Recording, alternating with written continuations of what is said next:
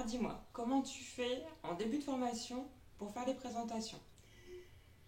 Généralement, il y a deux méthodes qui sont utilisées. Le célèbre tour de table où chacun se présente à tour de rôle. Ça a tendance clairement à stresser parce qu'on n'aime pas se présenter aux gens qu'on connaît pas, on n'est pas forcément à l'aise. Et en plus de ça, c'est un petit peu longué, hein. Si tu as 12 personnes, 12 présentations, ça peut plomber l'ambiance dès le départ. La deuxième méthode la plus connue, c'est la fameuse présentation croisée, où là, chaque participant doit présenter son voisin ou la personne en face, et ainsi de suite jusqu'à temps qu'on ait fait le tour. Moi, je te propose une alternative à ces présentations, alternative que tu vas pouvoir utiliser en présentiel comme en distanciel. Alors, suis-moi pour la suite de la vidéo.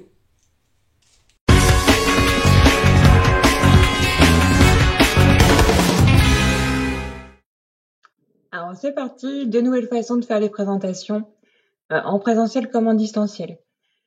Alors aujourd'hui, on va voir qu'une façon, et je vous montrerai dans une vidéo une deuxième méthode. Donc notre alternative, c'est le fameux qui c'est qui. Donc c'est extrait d'un livre que j'ai à la maison qui est super bien pour les formations et qui donne plein de méthodes en fait pour faire des jeux, pour inclure des jeux dans ces formations. Donc le qui c'est qui en présentiel. Donc le principe, c'est assez simple. En fait, les participants vont devoir noter sur une fiche 5 traits qui les caractérisent. Donc ça peut être des choses assez remarquables, par exemple j'ai les cheveux blonds ou j'ai les yeux bleus, à des choses un petit peu plus compliquées du genre j'ai un tatouage ou, j'ai un doctorat par exemple en biochimie moléculaire, hein. On peut mettre même des petits traits d'humour du style je ne suis pas la personne que vous pensez. Où là, concrètement, voilà, ça va être un petit peu plus compliqué de trouver. Donc les bénéfices, ça permet de faire connaissance, de se présenter de façon un petit peu plus ludique et un petit peu plus dynamique. Il faut prévoir un timing de 15 à 30 minutes. Et pour cette activité, vous avez besoin de feuilles, de stylos. Bon, j'espère que vos participants viennent quand même avec des stylos, sinon il faudra leur en fournir, hein. Et une boîte, un chapeau, un bonnet, peu importe, ce que vous avez un contenant en fait pour pouvoir récupérer les feuilles. Donc comment ça va se passer? Bah bien. Vous allez commencer dans un premier temps par distribuer les feuilles vierges. Ensuite, vous prenez un temps pour présenter la consigne, donc n'hésitez pas aussi à la noter au tableau si vous avez un tableau, paperboard, ou si vous avez un support type PowerPoint, à l'inclure dans votre support visuel. Une fois que l'activité 1 est terminée, donc une fois que les personnes ont noté leurs 5 traits, vous récoltez les feuilles. Donc vous demandez à ce qu'elles soient pliées en 4, hein, et on va faire piocher au hasard un participant. Donc là, on est à la quatrième étape. Donc ce participant, il va pouvoir se déplacer dans la salle et venir poser des questions complémentaires. Hein, s'il a un petit doute, s'il a une petite intuition, il va pouvoir aller creuser un petit peu pour s'assurer que ce soit la bonne personne. Donc une fois que tout le monde a été, que la personne a été démasquée, on passe à la restitution. Donc la personne se rassoit et les autres vont pouvoir venir poser des questions complémentaires.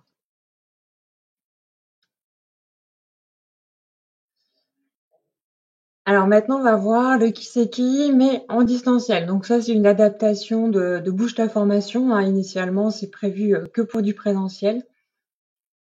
Donc on a travaillé pour vous proposer cette activité aussi pour vos classes virtuelles. Donc le principe, c'est toujours le même, hein, sur la même base, les 5 traits qui caractérisent une personne, sauf que là, on peut utiliser un outil comme par exemple Jamboard, celui que je suis en train d'utiliser actuellement.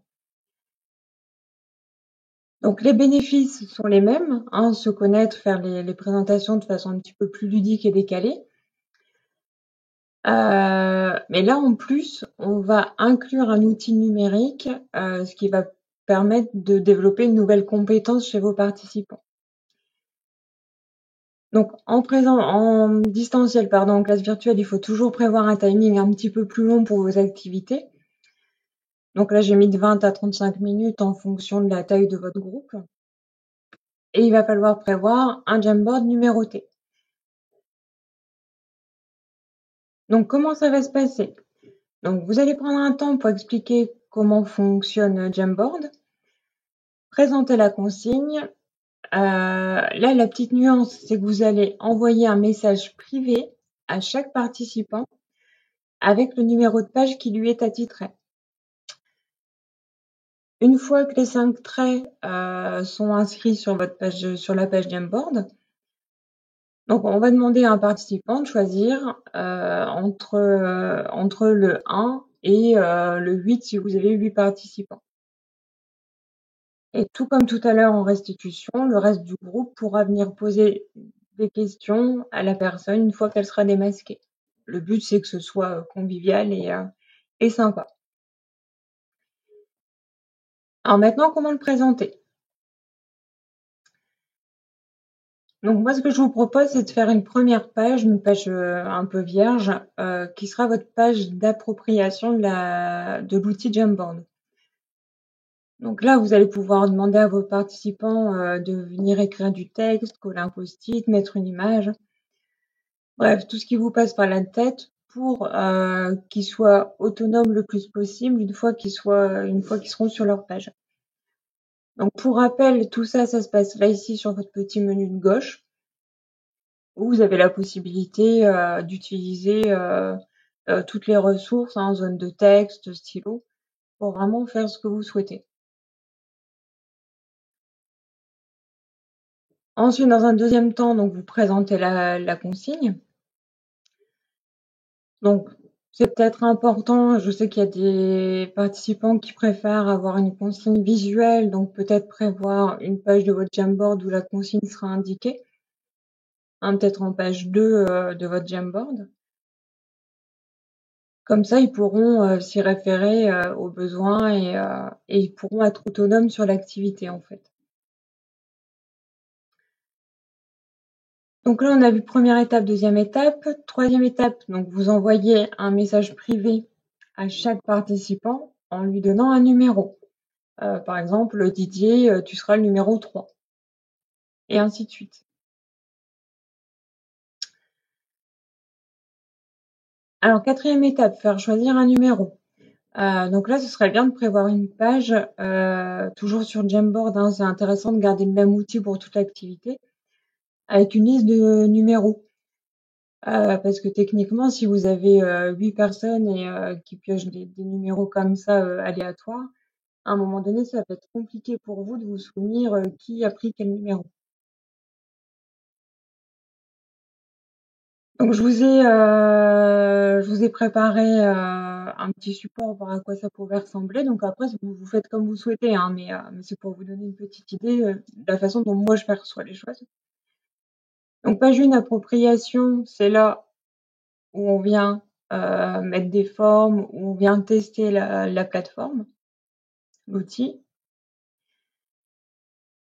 Alors page 2, on tient les comptes. Donc là, je suis partie sur le principe que j'avais 8 stagiaires. Et donc au fur et à mesure, quand j'ai un stagiaire qui me donne un numéro, je vais venir tout simplement le cocher. Comme ça permet de savoir de connaître les numéros restants. Et ensuite, alors oui, j'ai oublié de vous mettre une page de consigne. Bon, ça c'est à voir, c'est comme vous souhaitez.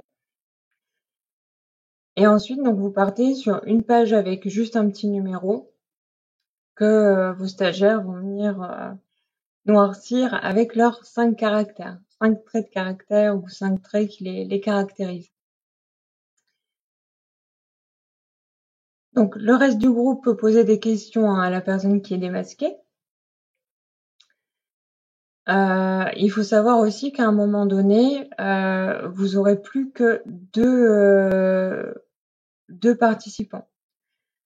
Donc là, hop, vous voyez, si je continue dans mon activité, à un moment donné, je vais me retrouver comme ça.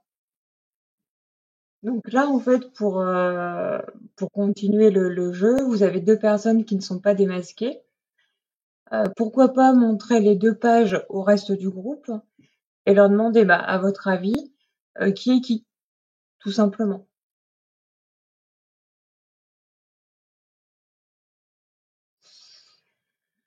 Voilà, donc cette vidéo est terminée. J'espère qu'elle vous a plu.